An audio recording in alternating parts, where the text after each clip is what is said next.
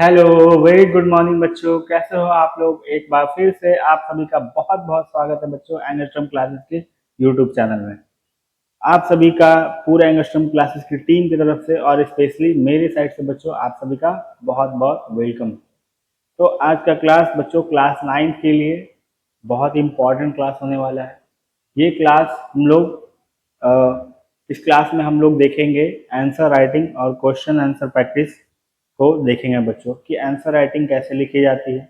और आप लोग बच्चों ये जो है क्लास इम्पॉर्टेंट क्यों है, मैं ऐसा क्यों बोल रहा हूँ बच्चों, क्योंकि इस क्लास में बच्चों आप लोग अभी तक जो भी पढ़ाई की है, अभी तक आप लोग chapter 2 shaping of the earth surface में बहुत सारी चीज़ों को देखे, बहुत सारे जो है आप लोगों ने कॉन्सेप्ट समझा, सीखा।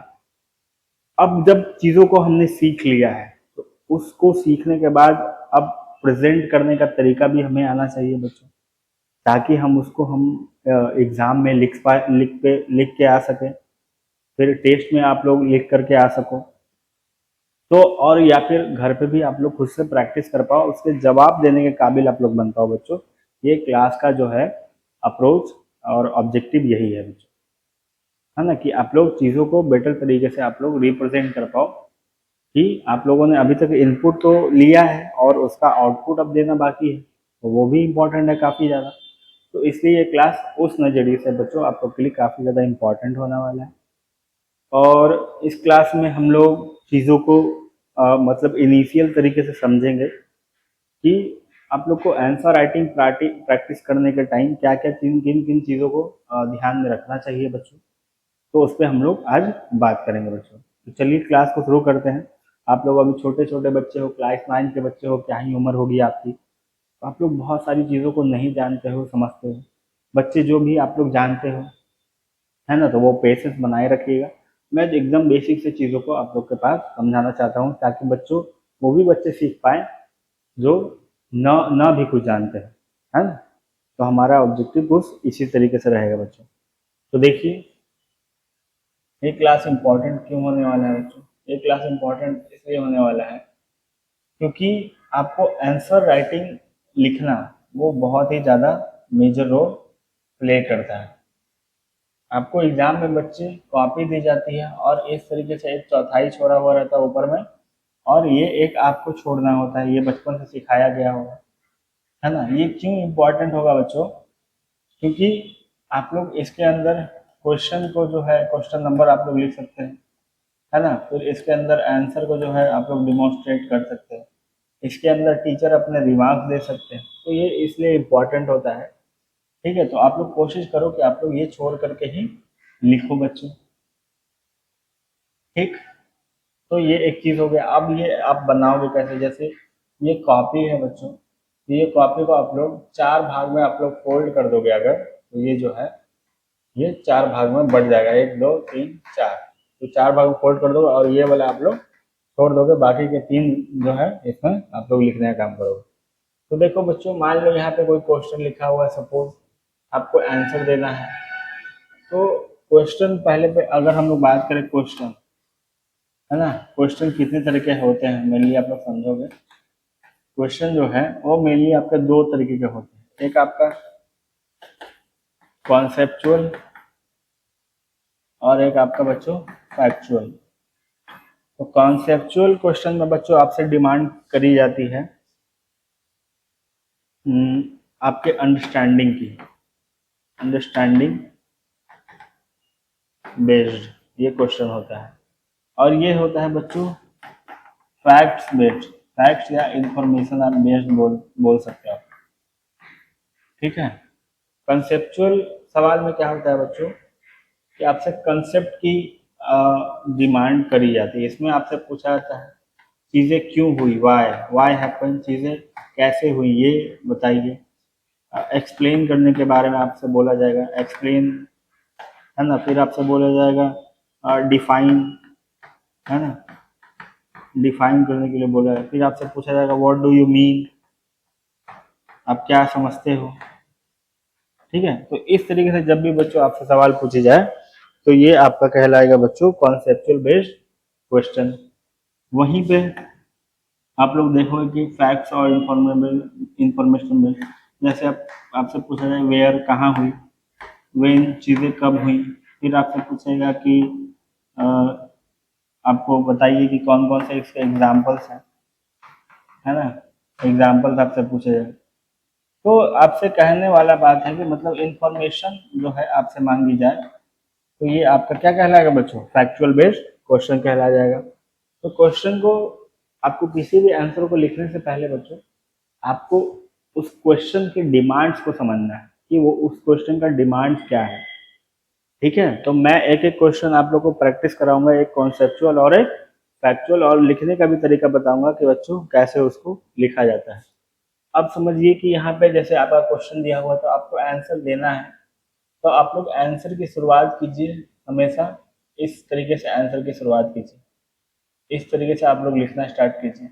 मान लीजिए यहाँ तक लिख दिए, फिर उसके बाद आपको दो तीन पॉइंट में आपको जो है चीज़ें इस तरीके से लिखनी है, तो फिर ये पॉइंट दीजिए। और जो है कोई पैराग्राफ चेंज करने के बाद आप एक लाइन जो है उसको छोड़ने का काम कीजिए, फिर उसके बाद एक आपका जो है आप बोल सकते हो कि ये आपका एक इंट्रोडक्टरी लाइन हमेशा रखिए, और एक आपका जो है आप लोग बोल सकते हो कि सम अप लाइन जो हो सकता है वो आप लोग हमेशा रखिए। मतलब जहाँ पे डिमांड हो, जहाँ पे जरूरत पड़े उसकी, कंसेप्चुअल वाले में ये ज़्यादा होता है। तो इस तरीके से आपको देखना है बच्चों। अब चलिए अगर हम लोग सवाल पर प्रैक्टिस करें, सवाल पे आके बात करें डायरेक्ट, तो हमारा सवाल किस तरीके से होगा। तो कॉपी निकालिए, आप लोग क्वेश्चन नंबर 1 लिखिए।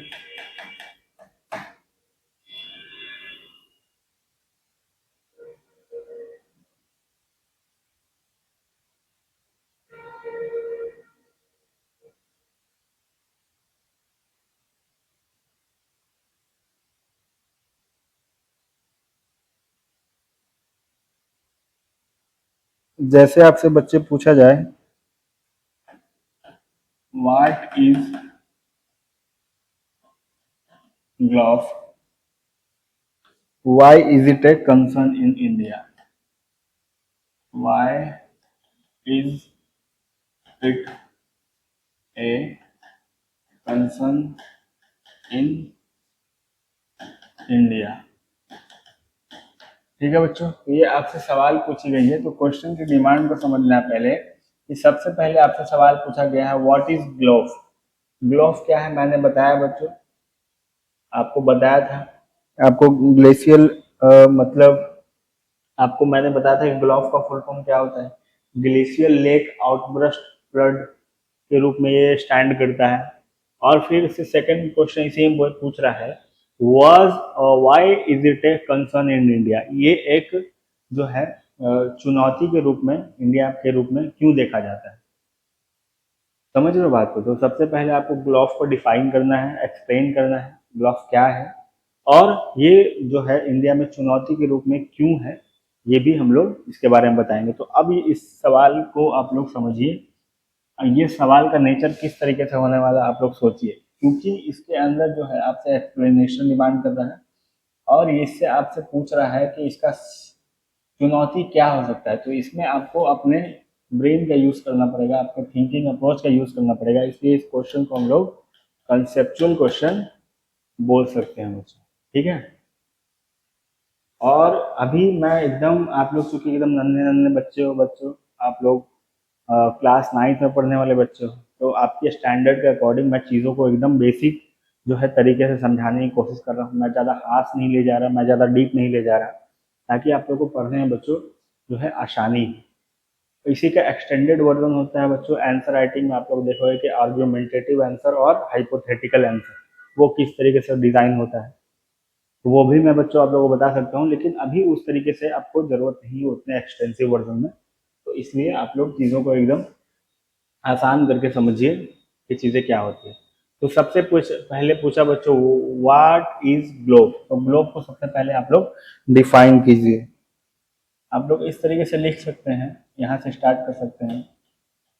Globe stands for glacial lake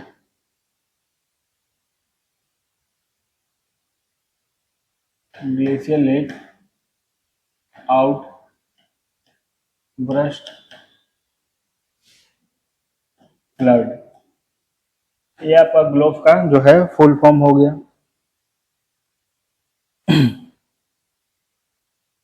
अब यहाँ से इसको आगे लिखिए, इट, ये कब होता है?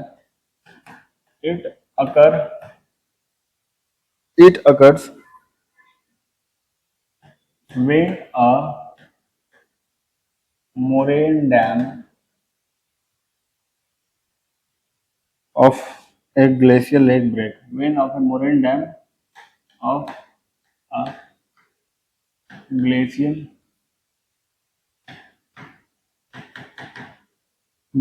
lake breaks suddenly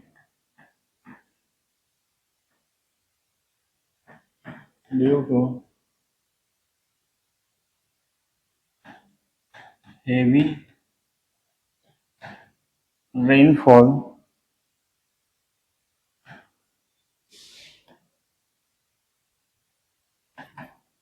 earthquake, or melting of a glacier, releasing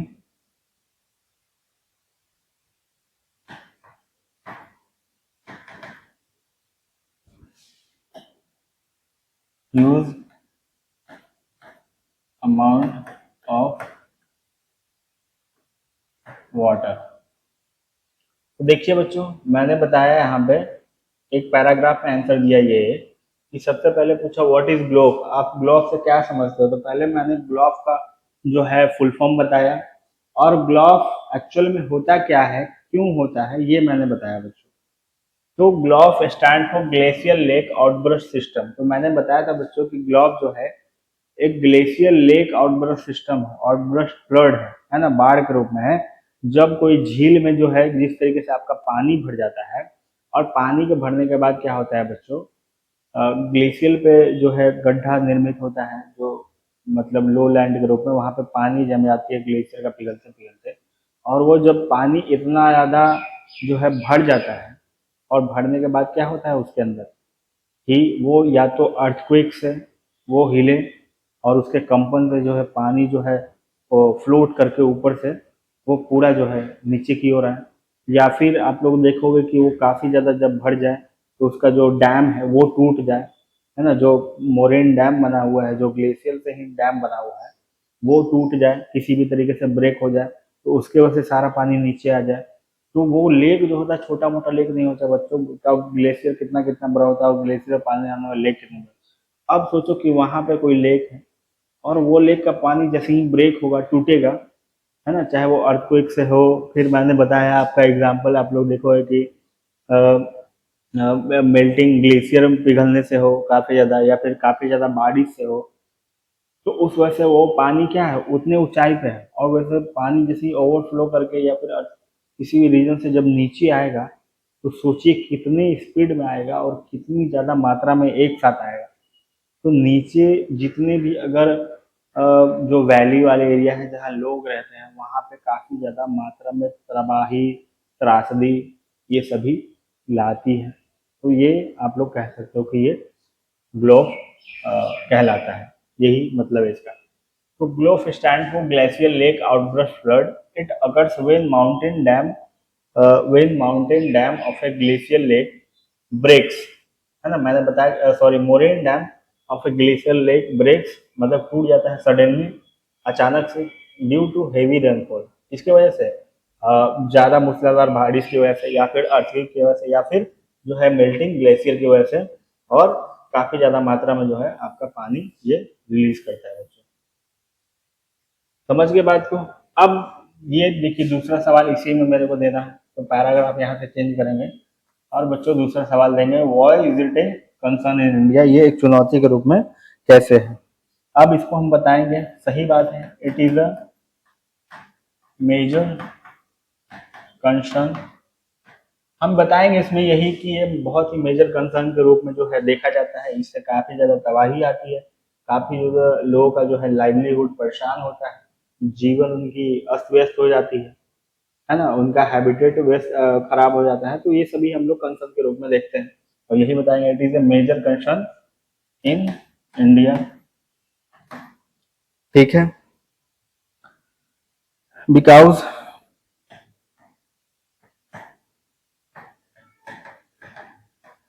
Himalayan Himalayan glaciers are melting fast due to climate change.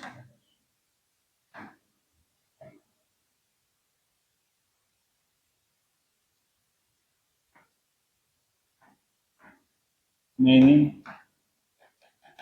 glacial lakes are forming in Uttarakhand,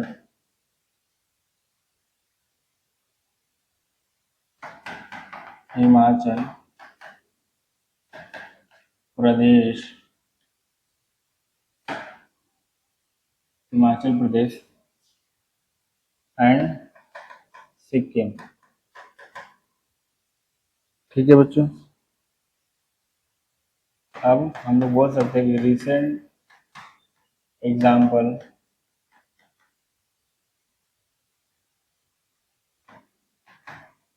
caused massive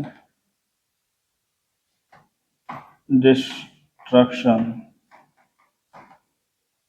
in Uttarakhand.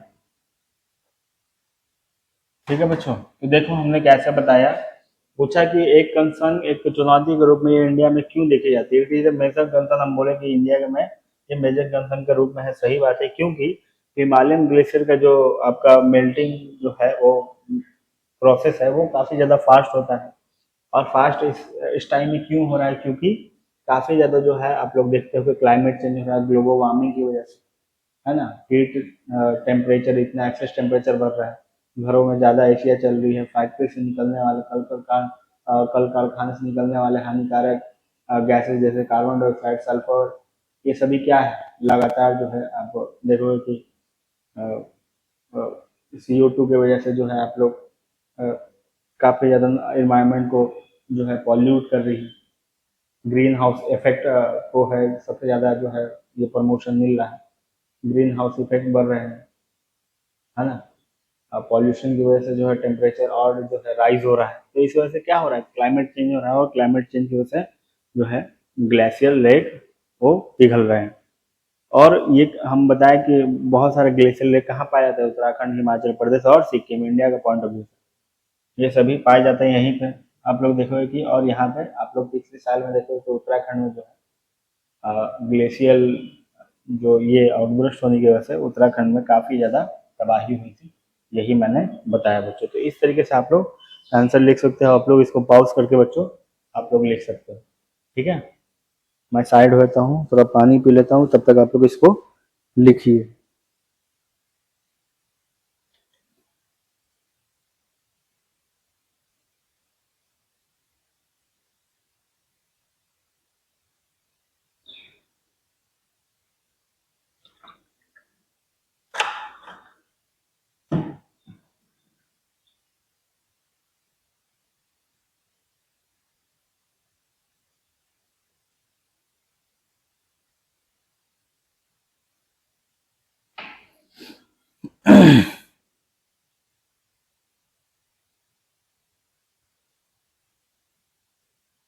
चलो बच्चों, ये क्वेश्चन आपने देख लिया, अब आते हैं हम लोग नेक्स्ट क्वेश्चन पे।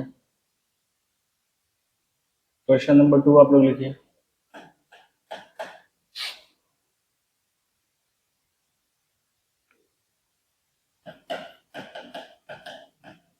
डिफरेंशिएट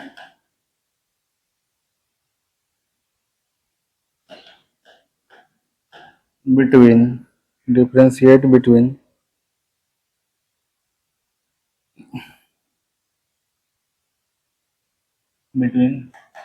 convergent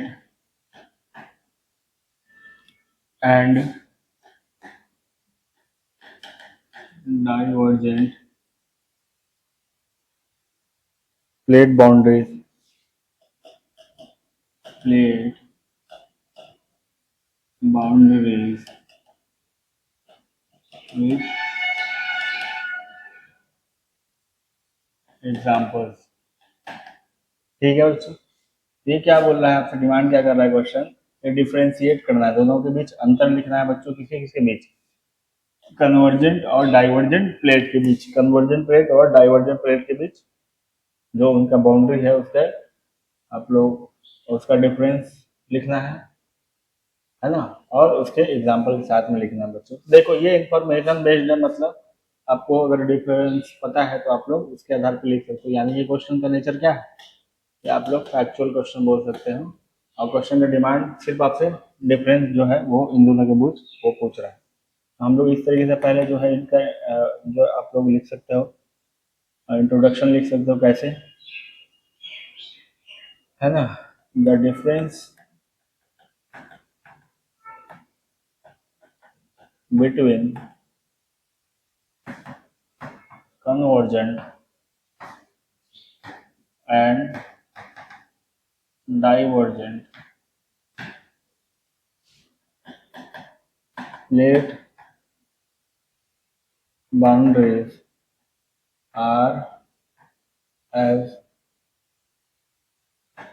फॉलो, है ना। तो ये मैंने बता दिया कि ये दोनों के बीच में अंतर कुछ निम्नलिखित रूप में हम लोग देख सकते हैं। तो यहाँ पे लिखो आप लोग convergent,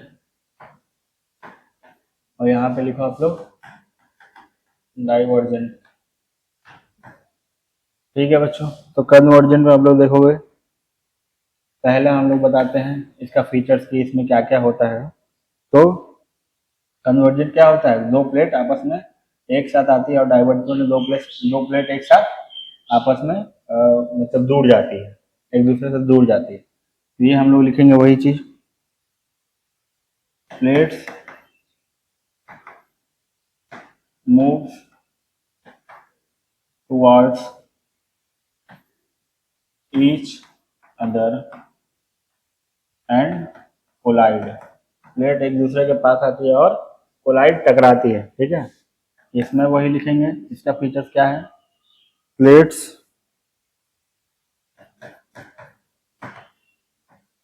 move away from each other, मतलब एक दूसरे से दूर जाती है। ठीक है, ये आपका हो गया। दूसरा लिखो आप लोग, इससे क्या क्या बनता है, resulting in folding of of rocks mountain बनता है, और आपका trenches trenches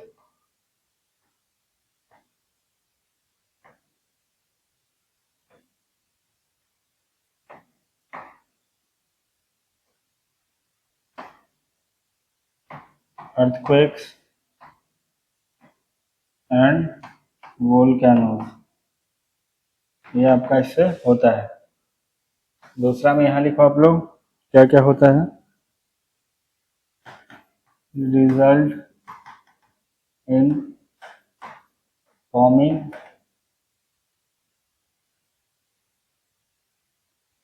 of new crust, नया जो है क्रस्ट बनता है इससे, मिड ओशियन रिजेस बनते हैं इससे, और रिफ्ट वैली बनता है, भ्रंश घाटी, रिफ्ट वैली इससे बच्चों बनता है। ठीक है, अब देखो बच्चों तीसरा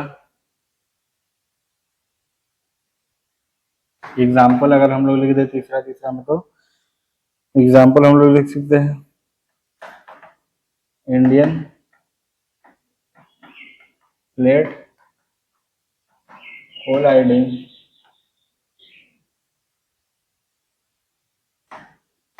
विथ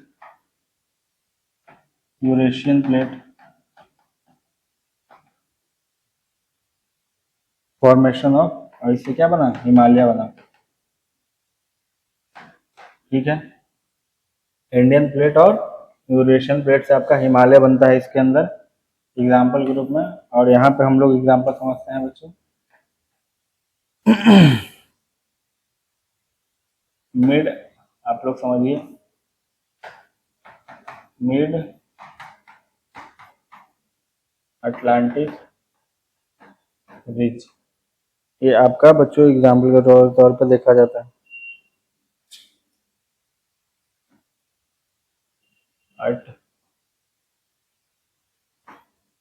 अटलांटिक रिज मतलब मध्य अटलांटिक सागर का जो रिज बना है इसी डाइवर्जेंस के फॉर्मेशन से हुआ है। तो ये आपका क्या समझ रहे हो, एग्जाम्पल हो गया। ये आप लोग देख सकते हो कि एग्जाम्पल के रूप में हम लोग देख लिए, एक एक दो आपका फीचर देख लिए, और ये दोनों के बीच में आप लोग डिफरेंस देख सकते हो। तो आंसर को बच्चों इसी तरीके से आपको लिखना है, ठीक है। और आंसर आपका जब भी आएगा तो मैं बता दूं बच्चों आप लोगों को, देखो मैंने स्टार्टिंग में बताया था बच्चों कि ये कंसेप्चुअल फैक्चर हो गया, और आंसर आपसे पूछा जाए तो आपसे 2 मार्क्स पूछेगा। तो आप लोग हमेशा कैटर कीजिए, जितना मार्क्स उतना बच्चों आप लोग पॉइंट लिखिए। 2 मार्क्स मतलब 2 पॉइंट्स, और 5 मार्क्स मतलब 5 पॉइंट्स, ठीक है। या फिर आप लोग सेंटेंस के तौर पर भी आप लोग उसको समझ सकते हैं, ठीक है। 5 से 7, या फिर 2 मार्क्स में 2 से 3, और 5 मार्क्स में 5 से 7, इस तरीके से आपको लेकर के चलना है, लिखिएगा तो बेटर होगा। ठीक है, तो हमने मतलब एक कंसेप्चुअल क्वेश्चन देखा और एक बच्चों फैक्चुअल क्वेश्चन आपका देख लिया है, ठीक है। आपको इसको स्क्रीनशॉट लेकर के आप लोग इसको उतार सकते हो, ठीक। अब आइए बच्चों,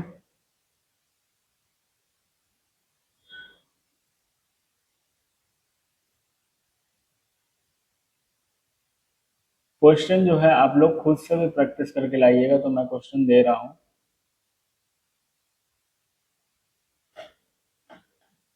क्वेश्चन नंबर 1, तो आप लोग खुद से भी प्रैक्टिस करके लाइएगा बच्चों। पहला क्वेश्चन, एक्सप्लेन एनी 3 लैंडफॉर्म्स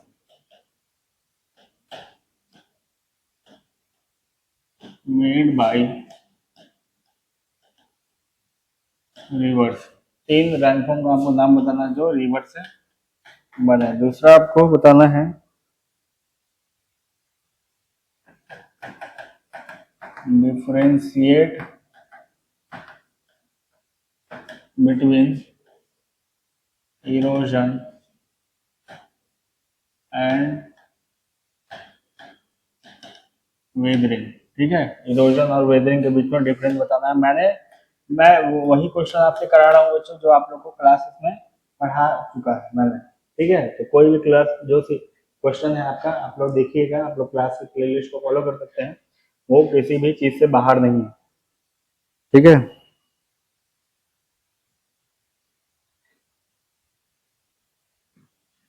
एक लॉन्ग क्वेश्चन आप लोग लिखिए, describe the theory of plate tectonics. Plate tectonics की थ्योरी को आपको डिस्कस करना है। How does it how does it explain the formation of Himalayas? Explain the formation of Himalayas and occurrence of earthquakes,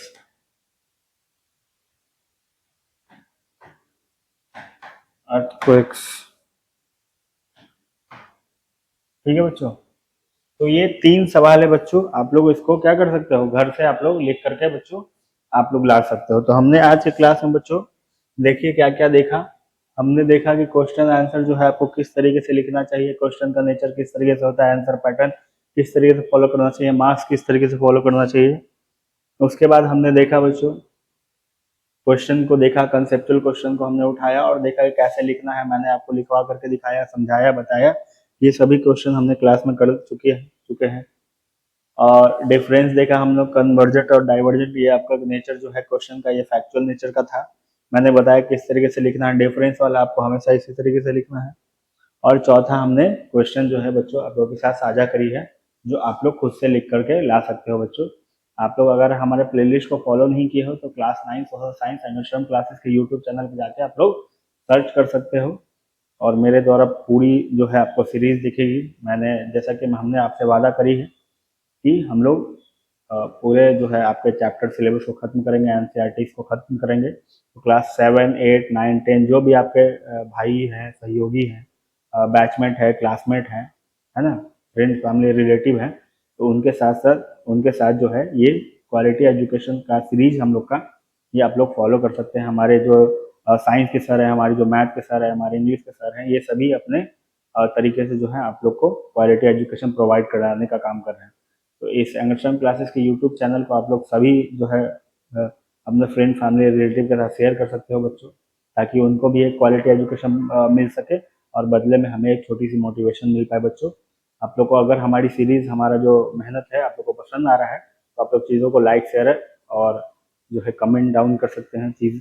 क्या क्या चीज़ हम लोग आपके साथ साझा कर रहे हैं, क्या क्या कमियां रह रही हैं, आप लोग बता सकते हैं, जिसको हम लोग फ्यूचर में पूरा कर पाएंगे बच्चों। तो धन्यवाद, थैंक यू सो मच आज के क्लास के लिए। है नेक्स्ट क्लास में मिलते हैं बच्चों हम लोग, और नेक्स्ट क्लास में हम लोग चैप्टर 3 शुरू करेंगे बच्चों। तब तक के लिए धन्यवाद, थैंक यू सो मच।